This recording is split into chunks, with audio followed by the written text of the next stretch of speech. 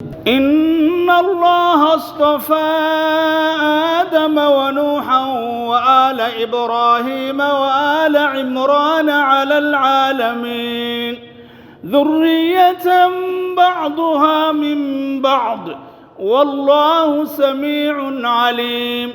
إذ قالت امرأة عمران رب إني نذرت لك ما في بطني محررا فتقبل مني إنك أنت السميع العليم. فلما وضعتها قالت رب إني وضعتها أنثى والله أعلم. فلما وضعتها قالت رب إني وضعتها أنثى والله أعلم بما وضعت وليس الذكر كالأنثى وإني سميتها مريم وإني أعيذها بك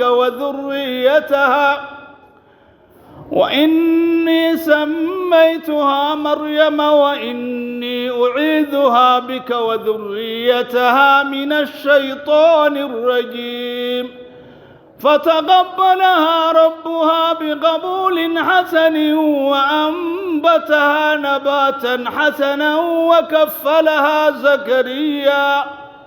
كلما دخل عليها زكريا المحراب وجد عندها رزقا قال يا مريم أنى لك هذا؟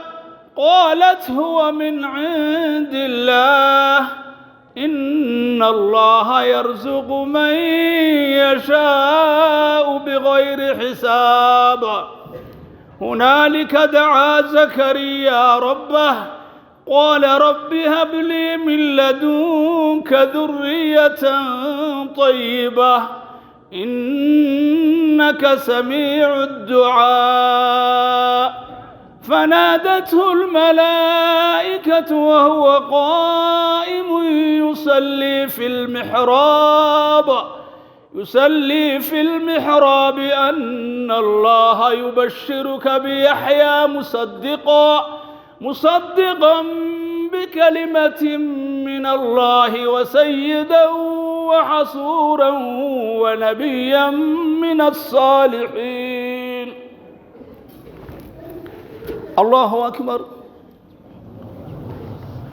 warbaahinta nolosha islaamku waa warbaahin ka shaqeysa arrimaha dacwadda isla markaana leh adeegyada baraha bulshada. moobilkaaga gacanta ayaad kala socon doontaa warbaahinta nolosha islaamka. fadlan ka mid noqo warbaahinta nolosha islaamka.